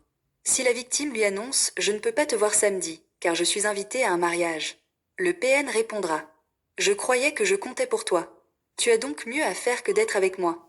Je ne vais pas bien et toi, tu vas t'amuser pendant que je serai seule. » Il peut parfaitement s'imposer au mariage, inciter sa victime à y faire seulement un petit tour, voire à ne pas s'y rendre de tout. Notons qu'il a un culot déconcertant, ainsi, il peut s'imposer sans gêne à une soirée même s'il n'est pas invité. Et comme personne n'osera le mettre dehors, cela conforte son sentiment de toute puissance. Il franchit toutes les limites en abusant de la faiblesse et de la gentillesse des autres. Si la victime a partagé des aspects personnels de son enfance ou des éléments intimes de son passé, il est tout à fait capable de les évoquer devant ses amis ou collègues sous la forme d'une anecdote. Si la cible veut mettre de la distance ou ne se montre pas intéressé par le PN, il ne voudra pas l'entendre. Il pourra alors se montrer intrusif, la suivre, la harceler par téléphone, utiliser ses amis, sa famille et ses collègues. Si la victime lui dit « Je veux prendre du temps de distance pour réfléchir à nous deux », pointe-t-il. Va alors l'appeler et lui envoyer des messages toute la journée, et même la nuit sans lui laisser le moindre répit. Tout au long de leur relation, son comportement envahissant empêchera la victime d'agir de manière autonome. Par exemple, si une soirée au restaurant est organisée au travail de la victime entre collègues sans leur partenaire, il trouvera le moyen d'être le seul conjoint présent. Il tiendra pour cela ce genre de discours. Un couple, ça doit tout faire ensemble. Si le PN travaille le samedi et que la victime est conviée ce même jour chez sa sœur pour célébrer l'anniversaire de son neveu, le PN peut réagir de différentes manières. Trouver un moyen de l'en empêcher en lui trouvant quelque chose à faire. Se mettre en arrêt maladie pour y aller aussi. Lui faire une scène au dernier moment qui peut aller jusqu'à l'hystérie. Dans le cas où la victime se présente quand même à cet anniversaire et sans le PN, ce dernier n'aura alors de cesse de lui envoyer des messages pendant toute la journée et, si elle ne répond pas, il la bombardera de reproches. De cette manière, le PN parvient à ruiner ce moment pour sa victime, car celle-ci n'a pas le droit d'être heureuse, de s'amuser en son absence, mais il réussit aussi à s'accaparer sa victime en pensée. Un individu narcissique souffre profondément de l'exclusion. Les joies comme les peines de sa proie ne doivent dépendre que de lui. Aucune rationalité. L'influence mentale exercée par un PN sur sa victime va souvent au-delà de la compréhension. En réalité, il n'est pas possible d'avoir un échange constructif avec lui. Il n'existe aucun moyen de le raisonner. C'est à sa victime de se soumettre. Par conséquent, le prédateur investit une énergie folle pour façonner sa vision du monde auprès de sa proie, cherchant à en faire son propre divertissement. Il peut, par exemple, le persuader que ses parents ne l'ont jamais aimé et qu'il est la seule personne sur Terre à être là pour elle. Il pourrait lui faire croire que son frère ou sa sœur a toujours été celui ou celle qu'on préférait. L'influence mentale et la dépendance peuvent aller extrêmement loin. À un tel niveau que, même après avoir identifié la toxicité de la relation, la victime peut encore hésiter à considérer la fuite comme la seule option valable. Étant donné que la relation toxique s'étend déjà depuis de nombreuses années, pourquoi ne pas la poursuivre ? Une fois qu'une personne réalise qu'elle est victime de manipulations malveillantes, elle peut malgré tout sous-estimer l'ampleur du problème et opter pour demeurer dans cette situation. Cependant, il ne faut pas négliger que le pervers narcissique est en constante évolution, et jamais de manière positive. 8. Lorsque le masque tombe. Pour lui, le fait d'être découvert est la pire éventualité imaginable. Révéler sa vraie nature signifie éroder les fondations mêmes de sa vie, à briser le masque qui lui permet de se définir. Choc et état de victimisation. La conviction de supériorité qui les habite rend difficile pour les manipulateurs de croire qu'ils ont été identifiés. En demeurant attachés à ce sentiment d'impunité et de supériorité qui les anime, ils persistent à manipuler la victime sans relâche et bien que la peur les envahisse, ils s'efforceront de la dissimuler. Ainsi, lorsqu'ils sont démasqués, ils inversent la situation en leur faveur et plutôt que de fuir, ils s'accrochent à leur pouvoir et optent pour la persécution. Lorsqu'ils paniquent. Le PN est toujours en activité, car il s'efforce continuellement de maintenir le contrôle sur sa victime tout en préservant son apparence auprès des autres. Pour cette raison, le PN ressent une anxiété chronique en raison de la peur d'être découvert à tout instant. Des individus en relation avec PN m'ont fait part de certains indices révélant leur niveau de stress. Se mordiller les lèvres jusqu'au sang. Se gratter les mains au point d'en saigner. Plaques rouges et démangeaisons. Il arrive que le PN perde la maîtrise de la situation et, par conséquent, de lui-même. Cela se produit généralement lorsque son jouet lui échappe. Pour le porteur de failles narcissiques, cette situation est complètement intolérable et représente un affront qu'il convient de punir. Ce n'est pas seulement tout son investissement qui pourrait être anéanti, mais également l'image qu'il a forgée et sur laquelle il a fondé son existence. Un manipulateur pervers que l'on parvient à démasquer est fréquemment un individu en détresse, ce qui l'empêche de saisir la situation dans laquelle il se trouve et l'incite à adopter des comportements dangereux. L'un des exemples les plus tragiques de dommages psychologiques serait le meurtre provoqué par une incitation au suicide. Cependant, on doit également prendre en compte la violence physique, le harcèlement moral, les violences verbales et l'isolement social, qui peuvent affecter la volonté de vivre de toute personne subissant ces agressions de façon récurrente. Des manipulateurs narcissiques ont été jusqu'à tenter de faire interner des personnes en psychiatrie contre leurs souhaits, ou de les faire emprisonner. Ils n'ont aucune réticence à multiplier les dépôts de plainte en gendarmerie tant ils sont persuadés d'être la victime ou que l'autre est fou et qu'ils arriveront à en convaincre les autorités. Détruire l'image sociale. Lorsque le manipulateur est démasqué, il tente encore de retrouver son emprise sur sa victime. Dans le cas d'une rupture, c'est l'aile empire narcissique qu'il avait érigée autour d'elle qui s'écroule. Il éprouve alors une profonde sensation d'échec qui se mue en rage. Il est en réalité très difficile pour une victime de mettre à jour un pervers narcissique. En raison de sa tendance à tout réfuter, à minimiser les choses, à tourner les situations en dérision, ou à se créer des préjudices fictifs, il réussit constamment à se présenter comme une victime. Cependant, lorsque certaines personnes deviennent plus résistantes aux attaques répétées de leur harceleur, il n'est pas inhabituel de voir ce dernier trouver une autre façon de nuire à sa victime. La personne perverse et néfaste, qui croit avoir subi une humiliation en voyant quelqu'un se dresser contre son régime autoritaire, n'hésitera pas à déployer tous les stratagèmes pour détruire sa victime sur le plan psychologique, financier et social. Il s'obstinera à jouer le rôle de victime afin de provoquer une empathie maximale, et par conséquent, attirer de nouveaux soutiens pour planifier une revanche. Il va alors rendre visite à la famille de sa victime et à ses amis pour leur expliquer combien il était malheureux et maltraité par son partenaire. Il adressera des courriels diffamatoires aux amis et à la famille de sa victime, souvent chargés d'incohérences et relatant des événements matériellement impossibles. Il s'en prendra également à toute personne offrant une aide, quelle qu'elle soit, à sa victime. Harcèlement, menaces, chantage, diffamation, dénonciation calomnieuse, tous les moyens seront utilisés pour les détruire. Stratèges hors pair et habités d'un fort sentiment d'impunité, ils peuvent vider un compte joint, faire déplacer un enfant sans révéler l'adresse ou l'emmener dans un autre pays, subtiliser les papiers de la victime et solliciter des prêts ou des chèques en son nom. Souvent, cela se manifeste aussi par la diffamation au sein du milieu professionnel. En effet, menacer quelqu'un dans son emploi le met en instabilité, l'affaiblit et le rend plus vulnérable à la manipulation psychologique. Par ailleurs, le PN ne se limite pas à ternir l'image sociale de ses cibles uniquement dans leur cercle d'amis et de proches. Le dénigrement s'étend désormais aux réseaux sociaux. Et quand la volonté de nuire est incontrôlable, l'humiliation publique devient une arme redoutable. Désinformation, usurpation d'identité, et même piratage de comptes internet dans le but d'incriminer la victime. L'aliénation parentale. Au sein de la famille, l'instrumentalisation des enfants par les pervers narcissiques représente l'une des blessures les plus douloureuses et fréquentes infligées aux victimes. Dans cette dynamique toxique, il met les enfants au centre d'un conflit implacable dont l'objectif est une vengeance incessante envers l'autre parent. C'est une situation tragique qui non seulement entraîne une aliénation perpétuelle, mais qui cause également des dommages considérables aux jeunes en pleine formation de leur identité.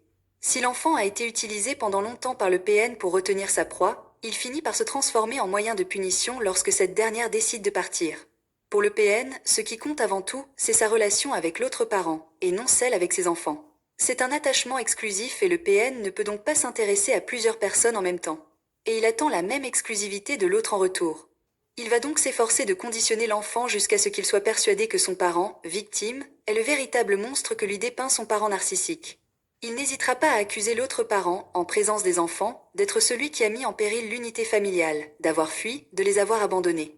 Il ne ressent aucun remords à blesser l'enfant. Par conséquent, il lui fera lire les échanges de SMS, les lettres d'avocat et toutes autres communications avec l'autre parent. Même si un jugement est rendu, le parent narcissique portera atteinte par tous les moyens aux relations entre l'enfant et le parent victime.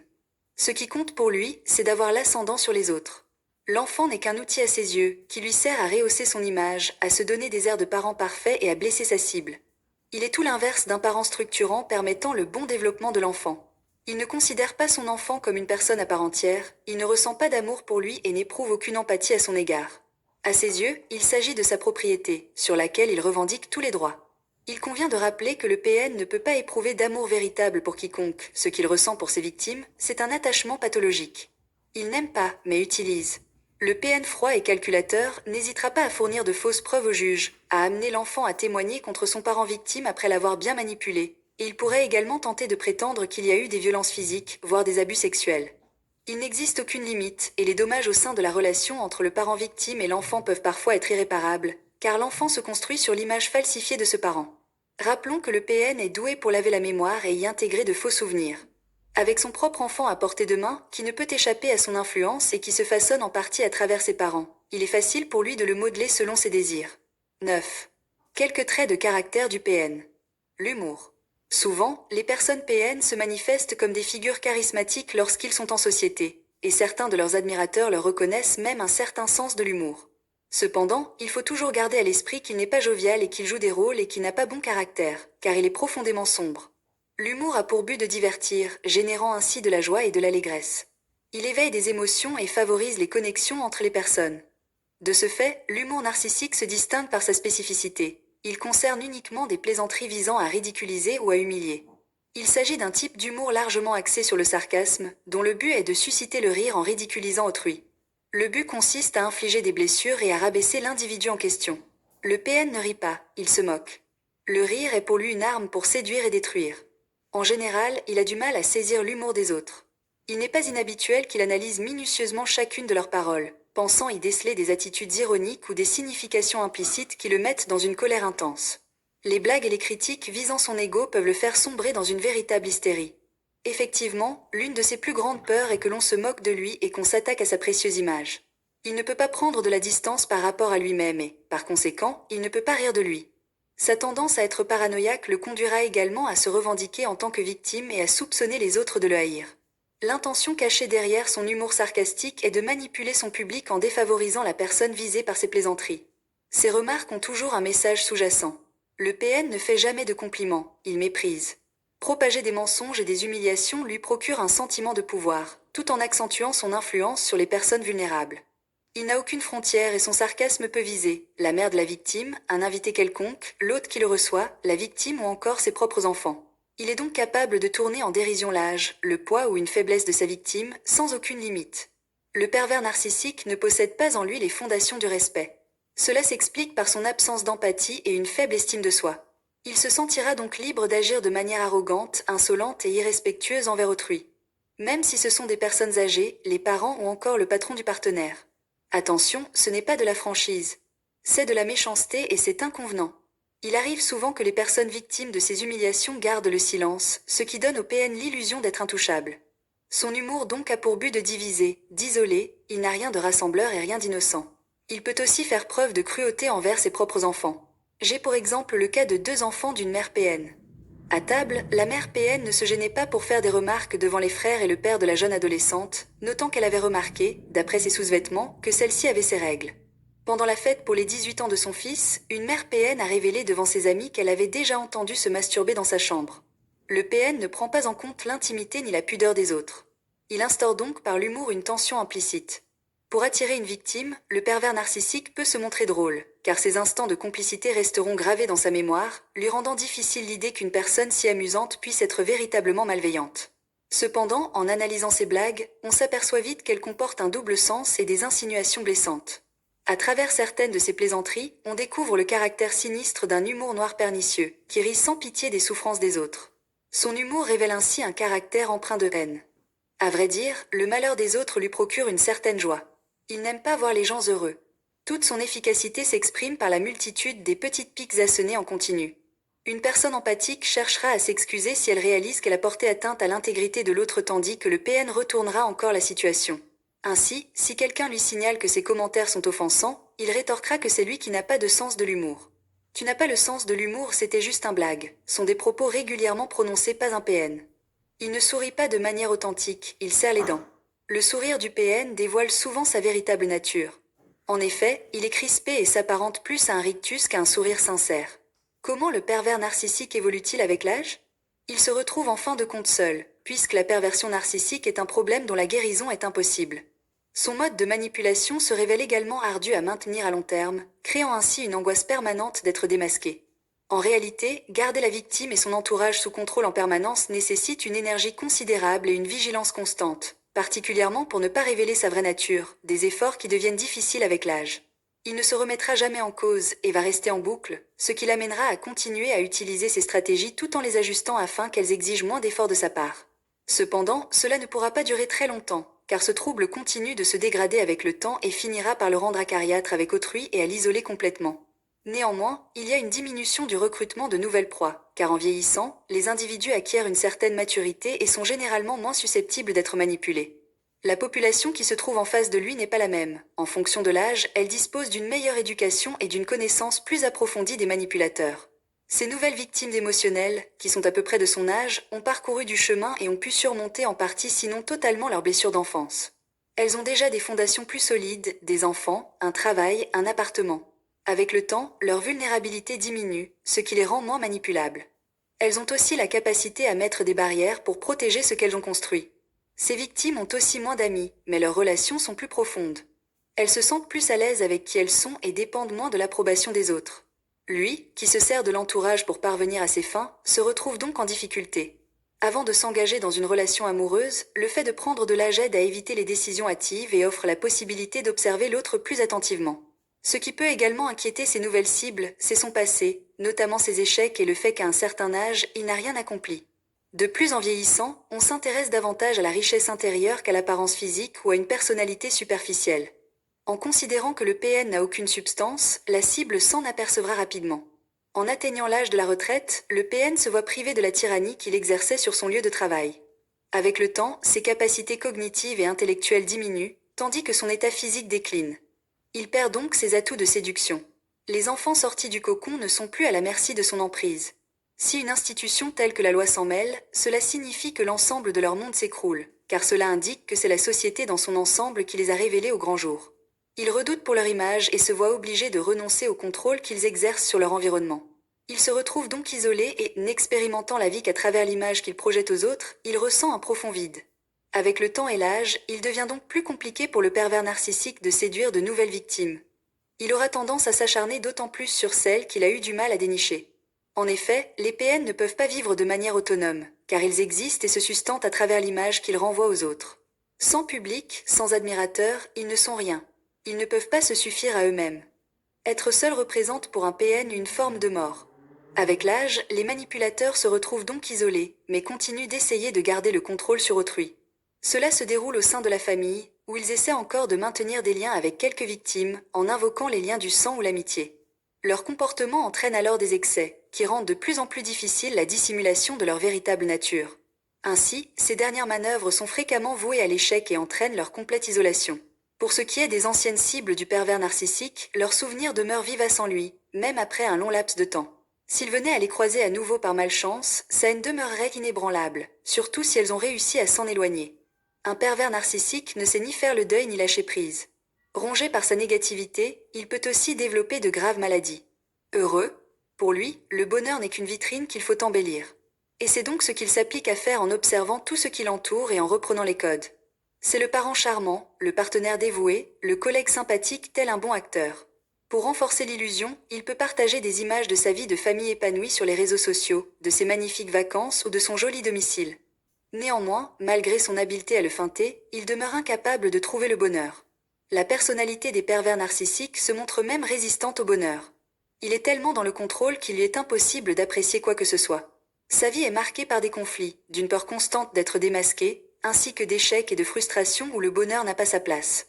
Il est tellement dans le calcul qu'il est incapable d'apprécier pleinement le présent. On ne peut pas réussir à rendre le pervers narcissique heureux, tout comme on ne peut pas être réellement heureux en sa présence. Le PN n'est pas heureux, mais il en vit.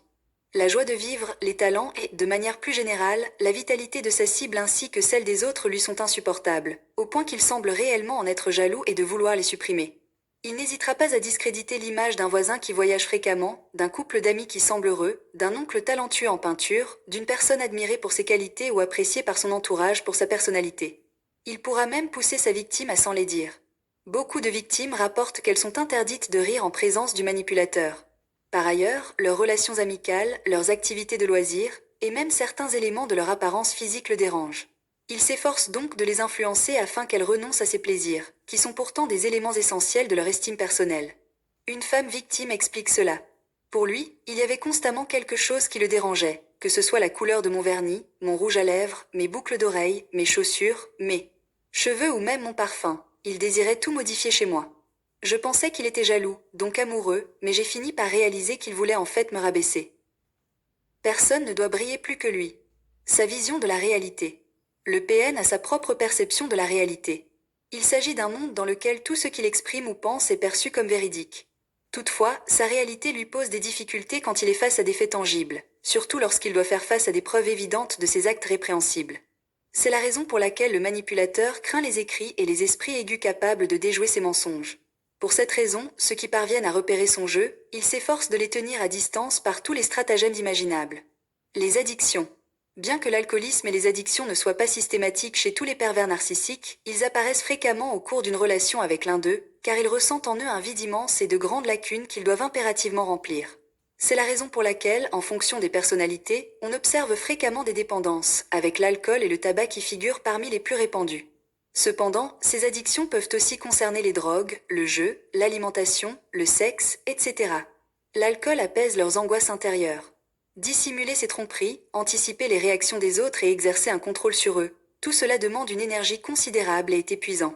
Malheureusement, chaque personne qui est victime d'un manipulateur ou d'une manipulatrice a une vulnérabilité narcissique.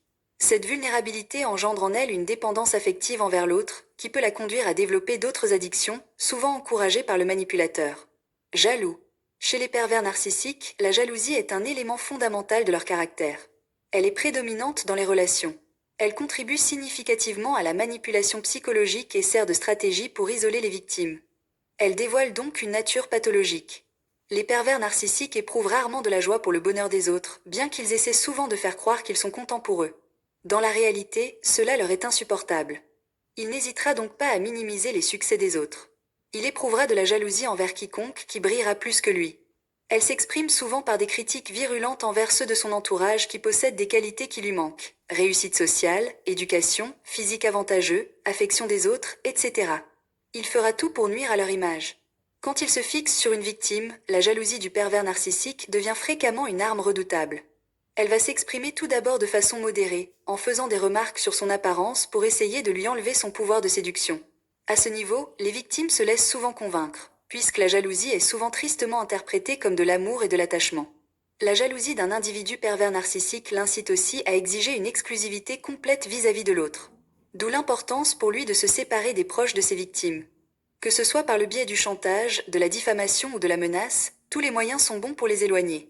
Afin de mettre fin à ce harcèlement moral, les victimes choisissent progressivement de s'éloigner de leurs proches.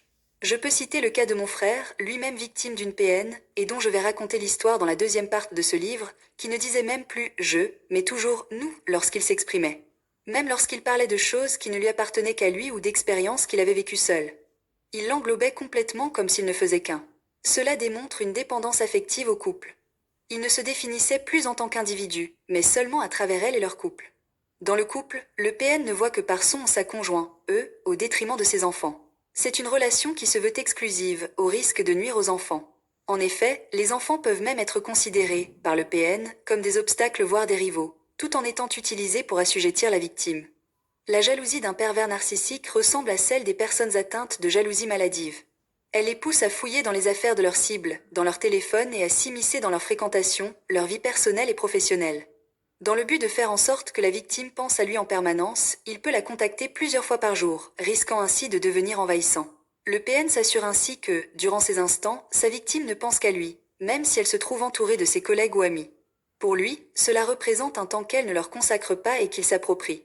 Il rivalise, sans en avoir conscience, avec tous ceux qui détournent le temps et l'énergie de sa victime. Cela peut même concerner les enfants. Les crises de jalousie chez un pervers narcissique ressemblent à de véritables explosions de rage, généralement agrémentées d'accusations aussi farfelues qu'insensées. Ces déclarations apparemment absurdes dissimulent en réalité une stratégie de contrôle très puissante. En se débattant avec des justifications inutiles, les victimes finissent par perdre leur vitalité et leur détermination à vivre selon leurs propres choix. Ce qui n'est pas réciproque, évidemment, puisque le partenaire manipulateur poursuit sa vie normalement.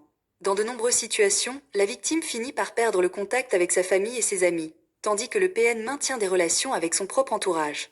Alors que d'autres laissent leur jalousie étouffer leur partenaire, lui éprouvent le besoin de lui infliger de la souffrance. Plus d'amis, plus de sorties, plus d'activités. L'ami. En amitié, le pervers narcissique se distingue par son besoin de n'être entouré que de ceux qui pourront lui être d'une grande utilité. Ce sont des objets. Son manque de stabilité narcissique le rend incapable de s'ouvrir à une relation de partage. Il essaie fréquemment, à travers les autres, de saisir quelque chose qui lui manque. Le phénomène de miroir dans la relation aide la personnalité manipulatrice à s'identifier aux attributs de sa victime. Ce n'est pas fortuit que le manipulateur prenne d'abord soin de reproduire le comportement de l'autre et d'aspirer à lui ressembler. Le pervers narcissique, dans une amitié, tend rapidement à s'imposer et à isoler l'autre dans une relation unique et fermée. À cette fin, il peut s'imposer par des visites non planifiées et des messages, ou offrir son soutien quelle que soit la situation. Par exemple, il peut s'imposer de manière envahissante lors d'un événement qui affecte sa cible, tel qu'un deuil, une rupture amoureuse ou des problèmes familiaux. Il peut vouloir tout gérer au point d'en éloigner les autres proches de sa victime. Les proches de la victime feront l'objet de critiques acerbes et de dénigrements. Cependant, il jouera aussi sur plusieurs tableaux en dénigrant sa proie auprès de ses amis et de sa famille, de sorte qu'ils deviennent suspicieux et s'éloignent d'elle. La victime n'aura aucune idée, bien entendu, qu'elle est dénigrée et calomniée auprès de ses proches.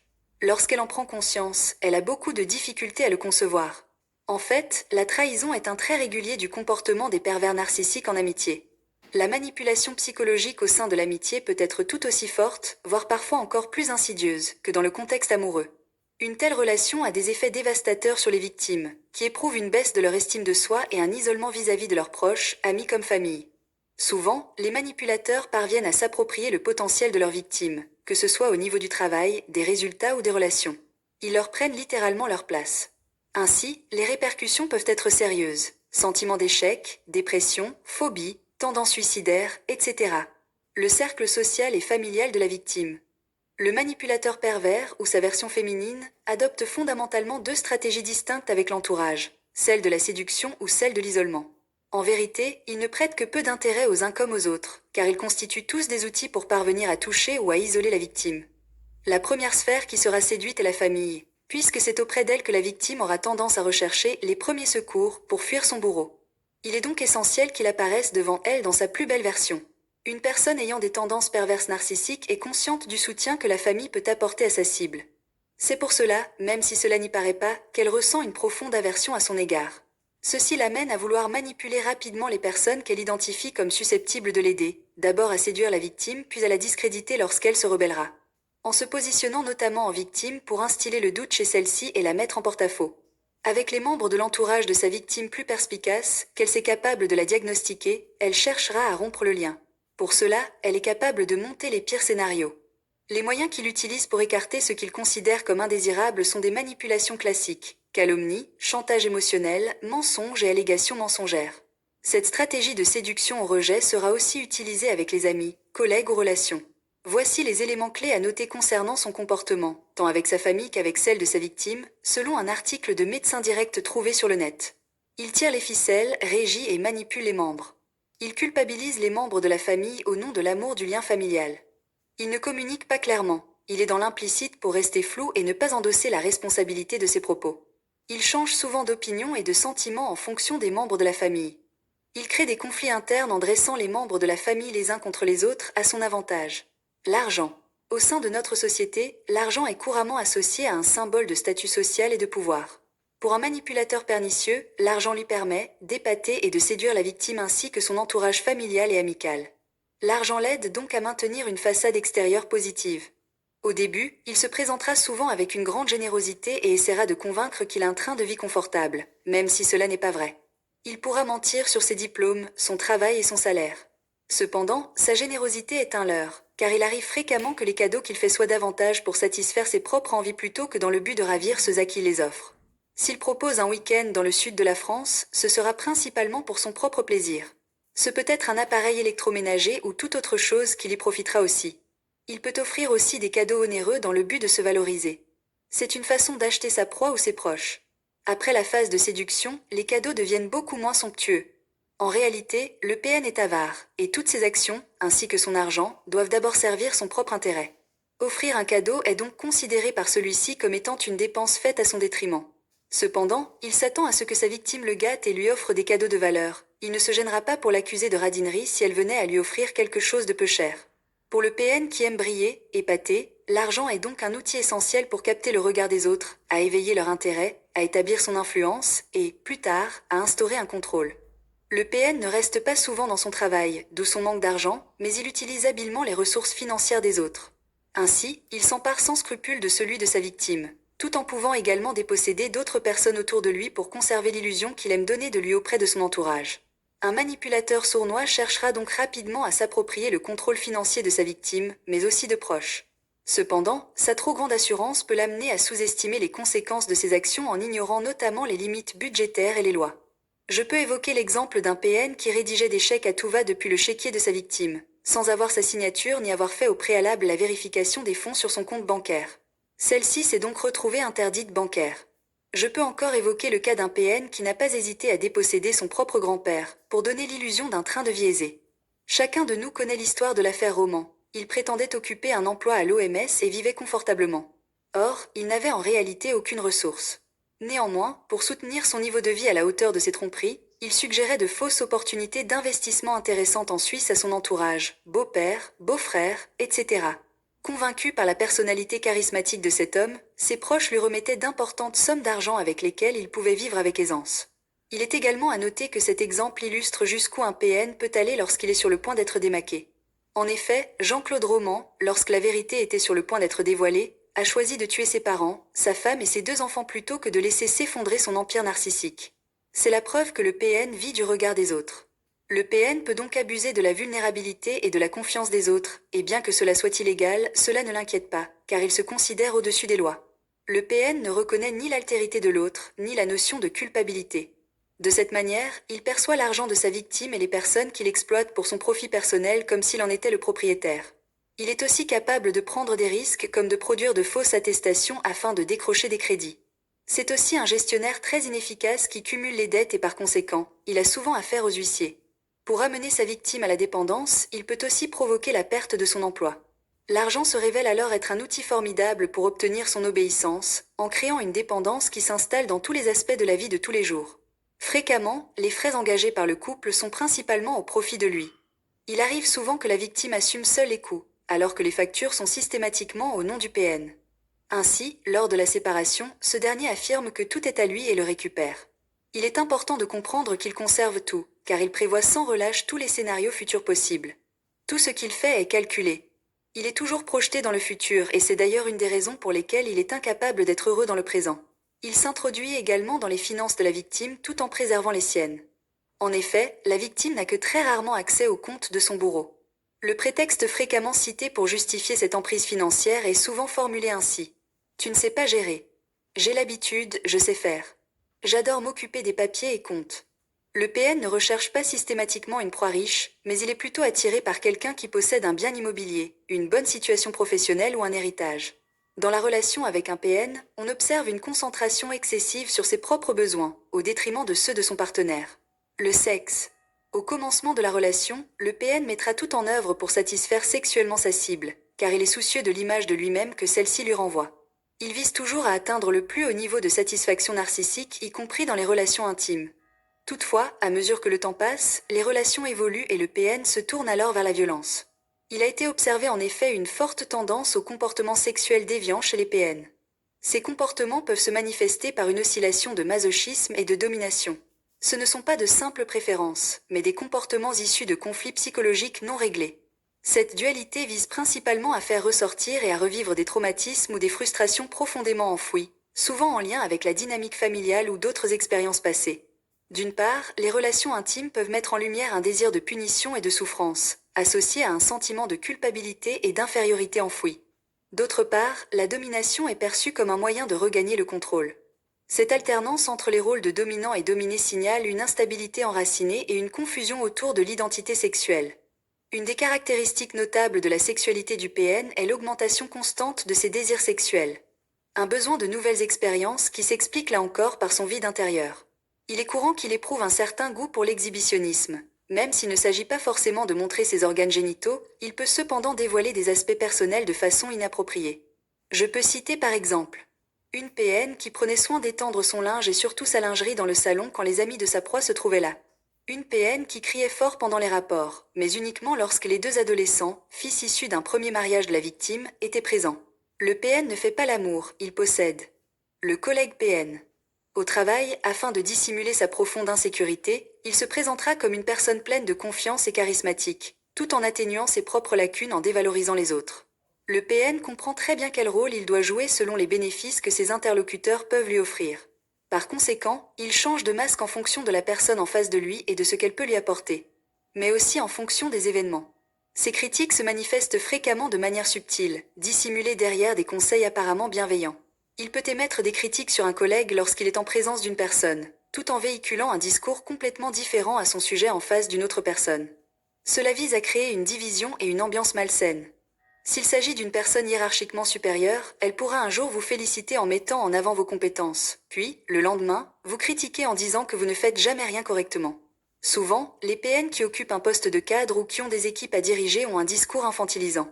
Si un reproche lui est formulé, il n'hésitera pas à inverser les responsabilités et à blâmer la victime. Je propose 2 illustrations de cas extrêmes ayant mené à plusieurs jugements, qui ont tous été rendus en faveur des 2 salariés.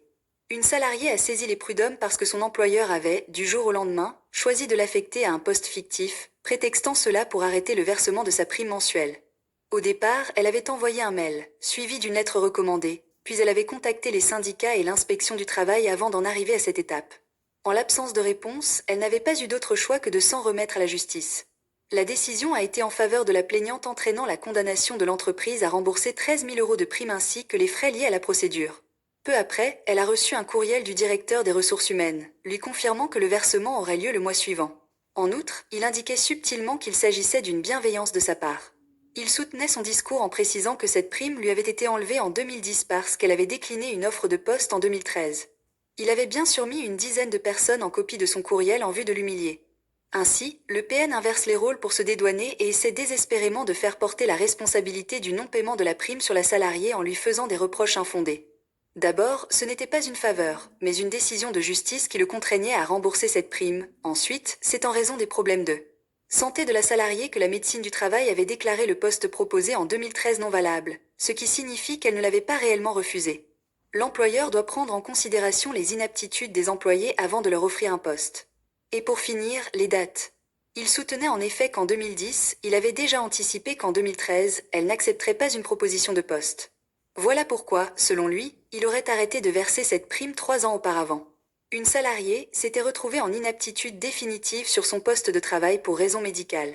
Selon les statuts de son entreprise, le DRH doit convoquer le salarié déclaré inapte dans les 2 mois après l'avis du médecin du travail en vue d'aborder avec lui son reclassement. Dans le cas présent, la salariée est restée 21 mois dans l'ignorance la plus totale. Elle passait ses journées dans les escaliers de l'entreprise à attendre qu'on lui donne du travail.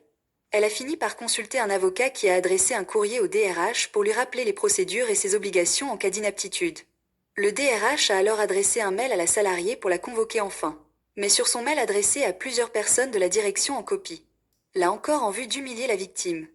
Il présente les choses ainsi. Suite à ton échec de reclassement, je t'invite à me rencontrer ce vendredi à 11 h dans mon bureau au 2e étage, porte 211, pour discuter de ton futur dans l'entreprise.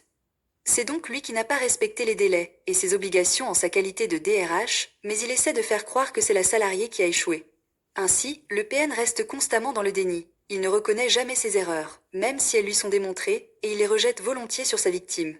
Et il arrive fréquemment que, comme ici, il tente des justifications aberrantes et grâce à son charisme, les personnes prises à témoin ne s'en aperçoivent même pas.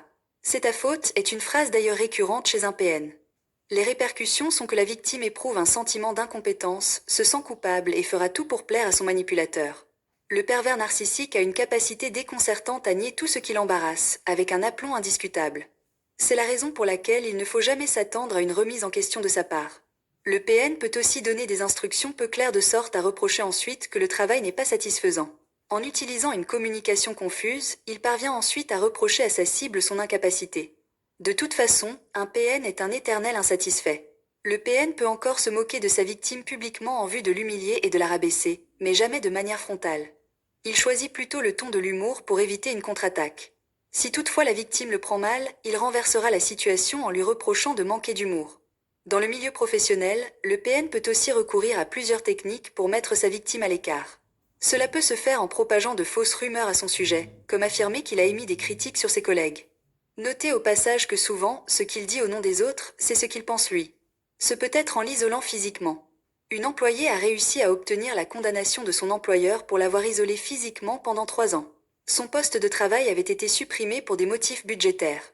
L'employeur avait la responsabilité de lui trouver un autre poste, mais il ne l'a pas fait. Il a employé tous les moyens de harcèlement possibles pour la pousser à démissionner. Au terme de 2 ans, il lui a finalement proposé une mission de 3 mois, renouvelable une seule fois. L'objectif était d'apporter de l'aide à un service faisant face à une surcharge de travail exceptionnelle. Mais son DRH l'a oublié durant 3 ans sur cette mission. Les locaux où se trouvait son bureau, éloignés de 30 minutes de son service, étaient réservés exclusivement à l'archivage. Ainsi, elle a passé 3 années entières sans croiser quiconque, restant isolée durant des journées complètes. Bien que sa mission ait été achevée, elle était néanmoins tenue de faire acte de présence en pointant tous les jours à l'aide d'une carte.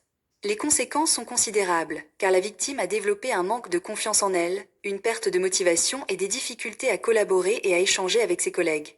Elle est devenue très solitaire, a perdu l'habitude de parler et ne sait plus comment se comporter en société. Les enfants. Le parent narcissique n'hésitera pas à rabaisser le parent victime devant les enfants. Souvent, ils sont tiraillés entre leur loyauté envers le parent responsable et celle envers le parent manipulateur. C'est une véritable souffrance pour eux. Le parent manipulateur vise uniquement à rendre l'enfant soumis afin de le contrôler comme il entend. L'enfant est un moyen de manipulation pour maintenir le contrôle sur l'autre parent ou pour le sanctionner s'il envisage de se séparer. Il contribue également à nourrir son ego en se présentant comme un parent exceptionnel devant les autres. Et il est encore utilisé pour combler ses failles. Comme nous l'avons mentionné précédemment, l'enfant subit lui aussi les dénigrements et humiliations de la part d'un parent pervers narcissique. Dans un pareil environnement, un enfant n'est pas en mesure de se développer correctement et souffrira de significatives carences en matière de narcissisme. En outre, la relation avec le parent aimant sera influencée par les incertitudes que le PN aura suscitées dans son esprit. Les dégâts peuvent être irréversibles et dans sa construction et dans sa relation avec l'autre parent. Conclusion. Voici les éléments qui définissent le PN. Liste inspirée essentiellement par les travaux de Geneviève Schmidt. Fort sentiment de supériorité ou d'excellence. Absence d'empathie ou de sentiment authentique. Désir perpétuel de reconnaissance et d'admiration. Capacité à captiver pour exercer une manipulation. Inclination à falsifier et à amplifier la réalité. Capacité à induire un sentiment de culpabilité chez les autres. Besoin de contrôler et de dominer. Tendance à projeter ses propres défauts sur les autres. Retourne toujours les situations en sa faveur. Comportement paranoïaque et méfiant. Tendance à minimiser ou à nier la gravité de ses propres mensonges et comportements. Déni. Incapacité à prendre ses responsabilités concernant ses actes, déni. Tendance à dévaloriser et à mépriser autrui. Besoin de ridiculiser les autres. Tendance à la jalousie et à la possessivité. Tendance à exclure les autres ou à les opposer les uns aux autres. Propension à développer une dépendance affective chez sa victime. Souhait d'obtenir l'exclusivité sur sa proie. Nécessité de punir et de chercher vengeance sur ceux qui la démasquent, colérique. Inclination à recourir à des menaces et à des pratiques de chantage. Absence de conscience des barrières sociales, des lois, sentiment d'impunité, culot, comportement irrespectueux, réflexion déplacée et vexante. Comportement de harcèlement, envahissant. Désir de persuader autrui de sa propre perception de la réalité. Pratique la punition, la sanction lorsque sa victime lui désobéit. Chez la femme, nous trouvons en plus la femme enfant qu'il faut protéger. Le sexe sert d'arme de domination sur sa victime, elle aguiche pour manipuler les tiers. Je compile ici les phrases les plus fréquentes du PN que j'ai trouvées sur le site YouTube d'Antoine Pétavin, ainsi que celles que j'ai enrichies grâce à une enquête menée sur les réseaux sociaux. Tu es fouque folle. C'est de ta faute si j'ai fait ça que si nous en sommes là. Ce n'est pas moi, c'est un tel. Je n'ai jamais dit cela, tu inventes, tu as mal compris. Et même on peut le prouver. Tu es libre de comprendre ou de croire ce que tu veux. Tu te fais un film dans ta tête et je n'en suis pas responsable. Tu n'as pas les compétences pour gérer l'argent, donc je vais m'en charger. Tu me prends toute mon énergie, tout mon temps. Tu n'es rien sans moi. Tu ne trouveras jamais mieux que moi. J'ai tout sacrifié pour toi. Tu n'as pas de mémoire. Personne ne t'aime. Tout le monde sait que tu es invivable, méchant, difficile, fou, folle. C'est cette personne ou bien moi. À ta place, je me méfierais d'un tel. Tu perds des points. Tu es bipolaire ou pervers, narcissique ou mythomane. Arrête tes histoires, je sais qui je suis. Ne fais pas trop ton malin, ta maline avec tout ce que je sais sur toi. Je vais le répéter à tes amis, famille, collègues et on verra bien ce qu'ils en pensent. Du point de vue physique, sa détection est plus compliquée. Néanmoins, leur sourire peut les trahir, leur mâchoire est contractée, fermée. Des rictus se dessinent sur leurs lèvres, alors que leurs yeux sont totalement vides d'expression. Le pervers narcissique. Partie 2 Mon